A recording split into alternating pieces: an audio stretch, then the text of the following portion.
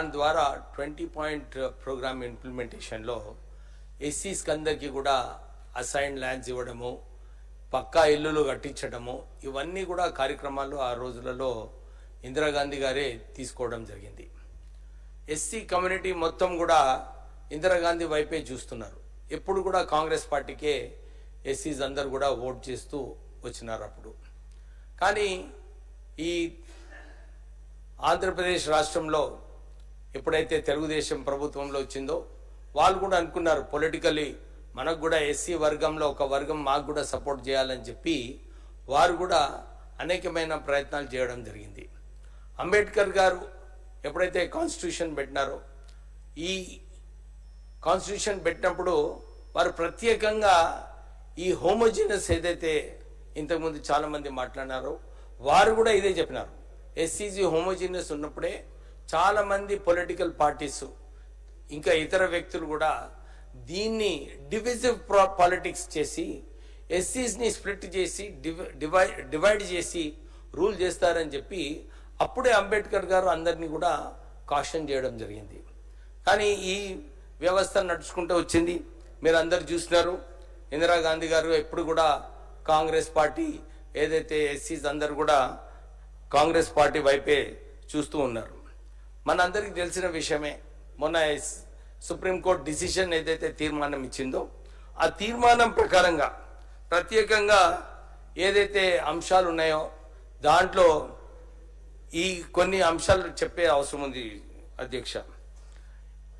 Indira Sawhney judgement ఏదైతే ఇచ్చినారో దాంట్లో ప్రత్యేకంగా ఇదే చెప్పినారు.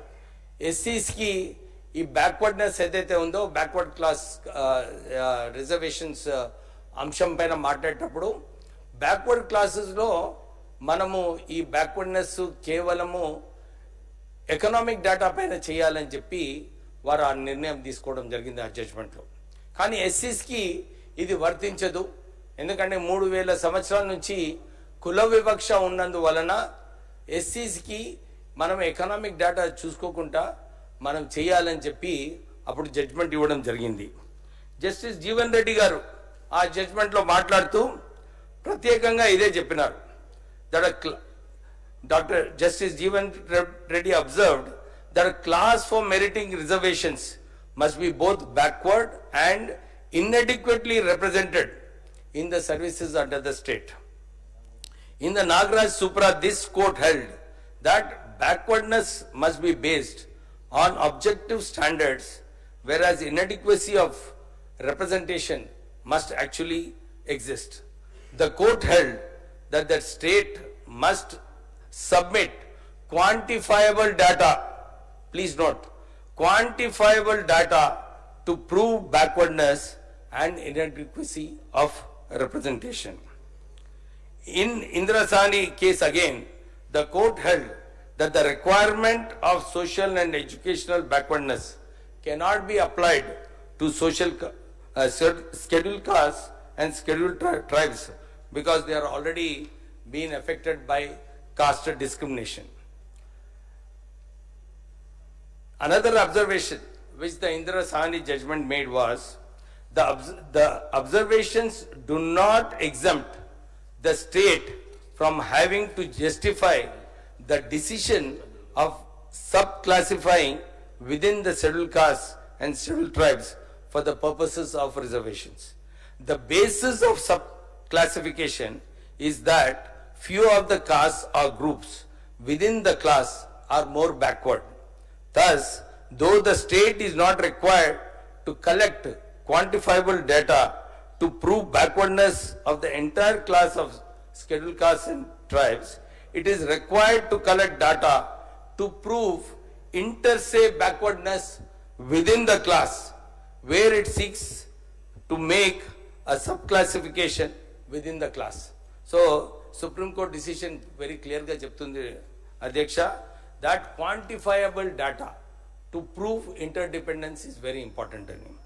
ఇప్పుడు మనకు ఇంతకు ముందు అందరూ మంత్రి గారు కూడా మాట్లాడేటప్పుడు ఈ ఇంటర్సే బ్యాక్వర్డ్నెస్ ఏంది దాని గురించి మాట్లాడడం జరిగింది.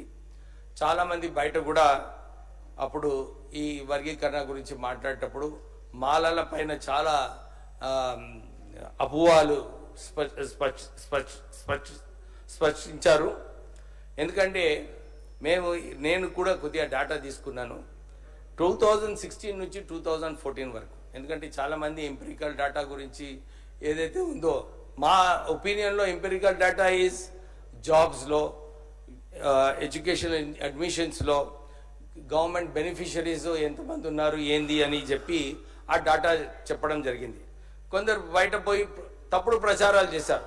మాలాలి అన్ని రిజర్వేషన్స్ తీసుకున్నారు, మాలాలి అన్ని ఉద్యోగాలు తీసుకున్నారని చెప్పి తప్పుడు ప్రచారాలు చేశారు. అందరికి తెలిసిన విషయమే. 2011 సెన్సస్ తీసుకోవడం జరిగింది. కానీ తెలంగాణ ఉద్యమం వచ్చింది అధ్యక్ష, దీని గురించే వచ్చింది. అప్పుడు ఆ రోజుల్లో తెలంగాణ ఉద్యమం ఎందుకు వచ్చిందంటే, తెలంగాణలో చాలా తక్కువ మందికి ఉద్యోగాలు వచ్చాయి, తెలంగాణలో నష్టమైందని చెప్పి అప్పుడు అందరూ ఉద్యోగాల గురించి ఉద్యమం చేయడం జరిగింది. రిజర్వేషన్స్లో కూడా అదే పరిస్థితి ఉండే. ఆ రోజులలో తెలంగాణ మాలలకు కూడా ఏదైతే అందరు బయట ప్రచారం చేశారో అలాగ జరగలేదు అధ్యక్ష. Just to get to the notice of the house. ఎందుకంటే తప్పుడు ప్రచారాలు చేసినప్పుడు దాన్ని తిప్పికొట్టేది కూడా అవసరం ఉంది. సో మీ ద్వారా ఈ ఇష్యూ చెప్పడానికి నేను ఈరోజు చెప్పడం జరుగుతుంది.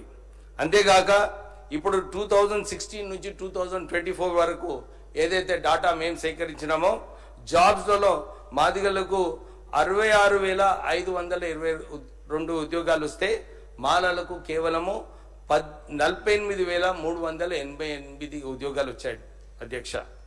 డబుల్ బెడ్రూమ్ ఇల్లు కూడా 64,351 ఇల్లు, డబుల్ బెడ్రూమ్ ఇల్లులు మాదిగలకు వస్తే 41,413 కేవలం మాలలకు రావడం జరిగింది. ఎస్సీ కార్పొరేషన్ నిధులు కూడా బెనిఫిషరీస్ 10,776 మాదిగలకు ఉంటే 3,759 మన మాలలకు రావడం జరిగింది అధ్యక్ష. అంటే ఏమని చెప్తున్నాం అంటే, ఉద్యోగాలలో కూడా చాలా మంది చూసినారు, బ్యాక్లాగ్స్ ఉన్నాయంటే దాంట్లో ఎస్సీస్లో తక్కువ మందికి ఉద్యోగాలు వచ్చినాయని చెప్పి బ్యాక్లాగ్స్ ఉండే అధ్యక్ష.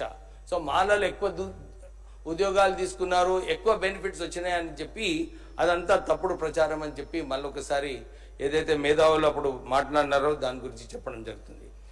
చాలా మంచి విషయము ఉత్తమ్ కుమార్ రెడ్డి గారు చెప్పారు. ఏమని చెప్పారు, మేము కూడా కట్టుబడి ఉన్నాము, మేము 18% రిజర్వేషన్ ఏదైతే కులగన మొన్న చేసిన ద్వారా 18% ఏదైతే ఎస్సీస్ పాపులేషన్ ఉందో దాని ప్రకారంగా చేస్తామని చెప్పి వారు చెప్పడం జరిగింది. మేము ఒకటే కోరినాం అధ్యక్ష, ఇంతకుముందు కూడా మాట్లాడినప్పుడు, తమిళనాడు, హర్యానా, పంజాబ్లో ఇక్కడ కూడా కేటగరైజేషన్ చేసినప్పుడు అక్కడ రిజర్వేషన్స్ పెంచిన తర్వాత కేటగరైజేషన్ చేయడం జరిగింది. అక్కడ తమిళనాడులో 3% ఎక్స్ట్రా రిజర్వేషన్ ఇచ్చారు, హర్యానాలో కూడా 20% ఎక్కువ రిజర్వేషన్స్ ఇచ్చారు, పంజాబ్లో 25% రిజర్వేషన్స్ ఇచ్చారు. సో ఈ సబ్ కేటగరైజేషన్ వలన ఇంతకుముందు ఏదైతే మాలా మాదిగా చుచ్చులు ఉన్నాయో ఇది పోవాలనుకుంటే సబ్ కేటగరైజేషన్ వలన ఈ చుచ్చులన్నీ కూడా పోవాలి అధ్యక్ష. ఎందుకంటే సరైన డేటా తీసుకొని మనం ఇది చేస్తే రేపు కోట్లు కూడా వచ్చే మధ్యలో ఉండదు. కానీ ఏమవుతుందంటే ఫ్యూచర్లో మాల మాదిగలు కూడా కలిసి ఉంటారు, వారికి కూడా బెనిఫిట్ రావాలంటే డెఫినెట్లీ మీరు 18% రిజర్వేషన్ చేయాలని చెప్పి ముఖ్యమంత్రి గారిని మొన్న కూడా కోరడం జరిగింది. మళ్ళొకసారి మీరు తొందరగా తీసుకొస్తే అది బాగుంటుంది. రేపు బడ్జెట్ పెడుతున్నారు ముఖ్యమంత్రి గారు, ఇంతకుముందు కూడా నేను అపీల్ చేయడం జరిగింది, జనాభా ప్రకారంగా మాకు 18% బడ్జెట్లో పెట్టాలని చెప్పి కూడా మేము మీకు కోరుతున్నాము. దీని ద్వారా ఈ బడ్జెట్ ద్వారానే ప్రత్యేకంగా ఒక లిడ్ క్యాప్ కార్పొరేషన్ దానికి ఒక స్థాపించి దానికి నిధులు, దాంతోపాటు మాలా కార్పొరేషన్కి నిధులు, నేతకాని కార్పొరేషన్ మీరు మొన్న మాట ఇచ్చారు, మీరు ఈ బడ్జెట్లో అనౌన్స్ చేస్తే చాలా బాగుంటుందని చెప్పి మీకు కోరడం జరుగుతుంది. దాంతోపాటు మా రిక్వెస్ట్ ఏంటంటే, మీరు బడ్జెట్ 18% పెట్టినప్పుడు దీంట్లో ప్రత్యేకంగా ఒక 100 కోట్ల రూపాయలు ఒక కార్పస్ ఫండ్ పెట్టి ఈ ఎస్సీ ఎంటర్ప్రెనర్స్కి ఏదైతే వారికి బ్యాంక్స్లో వెళ్ళినప్పుడు మాకు లోన్ కావాలనుకుంటే లేదు, మీకు కొలాటరల్ లేదని చెప్పి చాలాసార్లు బ్యాంక్స్ లోన్స్ రిజెక్ట్ చేస్తున్నారు, మీరు కార్పొరేట్ ఫండ్ పెట్టి ఈ కొలాటరల్ ఇచ్చి వీళ్ళకు లోన్స్ వచ్చేలాగా చేయాలని చెప్పి మీకు కోరుతున్నారు అధ్యక్ష. అంతేగాక ఎనీ కాంట్రాక్ట్ గవర్నమెంట్లో 10 కోట్ల వరకు ఉన్న కాంట్రాక్ట్స్లో దాంట్లో సుమారు 18 నుంచి 20% వరకు ఎస్సీ ఎంటర్ప్రెనర్స్కి కాంట్రాక్టర్స్కి ఈ కాంట్రాక్ట్స్ ఇవ్వాలని చెప్పి మీకు కోరుతున్నారు అధ్యక్ష. ఇంకో విషయము, ప్రత్యేకంగా నామినేటెడ్ పోస్టులు కూడా దాంట్లో కూడా మీరు 15% నామినేటెడ్ పోస్ట్ ఇస్తే బాగుంటుంది.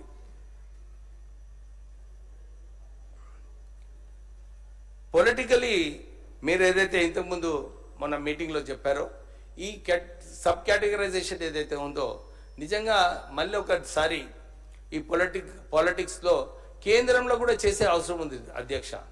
కేంద్రంలో కూడా అక్కడ 14 లక్షల పబ్లిక్ సెక్టర్ జాబ్స్ ఉన్నాయి. కేంద్రంలో కూడా అన్ని చోట్ల కూడా ఈ సుప్రీంకోర్టు డిసిషన్ వారు అక్కడ పార్లమెంట్లో పాస్ చేస్తే అన్ని రాష్ట్రాల్లో కూడా వర్తిస్తుంది అధ్యక్ష. సో నేను అపీల్ చేస్తున్నాను, మీరు కూడా ఎందుకంటే ఎలక్షన్స్ ముందు మోడీ గారు వచ్చినప్పుడు ఇక్కడ వారే ప్రత్యేకంగా మాట ఇచ్చినారు, మేము ఈ ఎస్సీ వర్గీకరణ చేస్తామని చెప్పి వారు మాట ఇవ్వడం జరిగింది. వారు చెప్పే ప్రకారంగానే జడ్జిమెంట్ కూడా అట్లనే వచ్చింది. సో మేము కూడా ఇంతకుముందు నేను లాస్ట్ టైం కూడా చెప్పినాను, మాకు అనిపించింది చంద్రచూడ్ గారు ఏదైతే జడ్జిమెంట్ ఇచ్చారో కోరేగాంలో ఏదైతే దళితులు పేష్వాస్ మీద అటాక్ చేయడం జరిగిందో ఒక కక్షగా ఈ జడ్జిమెంట్ కూడా, ఎందుకంటే జడ్జిమెంట్లో నేను చదివినప్పుడు 500 పేజీలో కేవలము ఎట్లా రిజర్వేషన్స్ ఇస్తే ఇన్ఎఫిషియన్సీ ఉంటుందని చెప్పి ఆ జడ్జిమెంట్లో ఉంది అధ్యక్ష. ఎక్కడ కూడా అంబేద్కర్ గారు ఈ కుల వివక్ష గురించి ఎంత ఎస్సీస్ నష్టపోయినారో అని చెప్పి ఎక్కడ కూడా జడ్జిమెంట్లో లేదు. అయితే మేము ఇదే కోరుతున్నాము, ఈ జడ్జిమెంట్ ఏదైతే ఉందో సుప్రీంకోర్టు జడ్జిమెంట్ ఇచ్చినారో ముఖ్యమంత్రి గారు అన్నారు మేము ఎంపెరికల్ డేటా సరిగా తీసుకొని చేసినామని చెప్పి వారు చెప్తున్నారు. కానీ ఫిగర్స్ కూడా కొద్దిగా ఉన్నాయి, మళ్ళీ ఒకసారి చూసుకోవాలి. ఎందుకంటే ఈ డేటా సరిగా లేకుంటే మేము కూడా అపీల్ చేసినాము ముఖ్యమంత్రి గారికి, మాకు కూడా షమీమ్ అఖ్తర్ రిపోర్ట్ ఇస్తే మేము కూడా చదువుకుంటాము. ఎందుకంటే కొన్ని అపోహలు ఉన్నాయి, మాకు కూడా అర్థం అవట్లేదు నిజంగా ఏం డేటా ఉంది, ఏం తీసుకున్నారు, ఎట్లా చేస్తున్నారని చెప్పి కూడా మాకు అపోహలు ఉన్నాయి. మీరు కొద్దిగా దీంట్లో మాకు కాపీ ఇస్తే, నిన్న కూడా అడిగినప్పుడు ఇవ్వలేదు ముఖ్యమంత్రి గారు, మీరు చెప్పిన తర్వాత కూడా నేను సెక్రటరీ గారు కూడా ఫోన్ చేశాను, శ్రీధర్ గారు ఇక్కడనే ఉన్నారు కానీ రెస్పాన్స్ చేయలేదు, ఎందుకు ఇవ్వలేదు రిపోర్ట్ మాకు అర్థం కావట్లేదు. ఈ రోజన్నా కొద్దిగా రిపోర్ట్ ఇస్తే బాగుంటుందని చెప్పి కోరుతూ మళ్ళొకసారి అన్ని వర్గాలకు కూడా న్యాయం చేయాలని చెప్పి కోరుతూ, ప్రత్యేకంగా రేపు బడ్జెట్ ప్రెజెంటేషన్లో 18% బడ్జెట్ ఎస్సీస్కి కేటాయించాలి, ఈ కార్పొరేషన్స్ కూడా అనౌన్స్ చేయాలని చెప్పి మీకు కోరుతున్నాను. Thank you. Shri Koninti Manikrao garu. 1 minute Manikrao గారు.